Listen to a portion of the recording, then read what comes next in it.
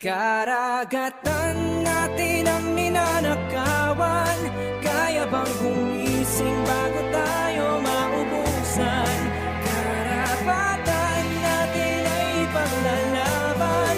Sumabay sa paglayag habang sinisigaw at naninindig ang ating ito. Ating ito. Ating ito. Hey! Ilang bayaning namatay, di isinuko ang pangalan. Ngayon bakit parang kayamanan napapabayaan? Paalala ko lang, Pilipinas ating kababayan. Ang nais sana buhay-buhay na ang nilalaban. Sinagparang tinapak-tapakan, hinawak-kawakan, tila sinasagasaan. Sila di na ginagalang, di mati na ginaharang. Kitang-kitang tinatangan, makaatang sa karagatan na di na mahawakan.